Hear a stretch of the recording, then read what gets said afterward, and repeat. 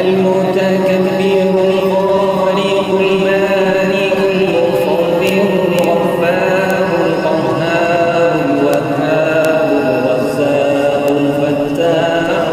العليم القابض الباسط الخافض الرافع المعز المذل السميع البصير الحكم العدل اللطيف الخبير الحليم العظيم الغفور الشكور العلي الكبير الحفيظ المبين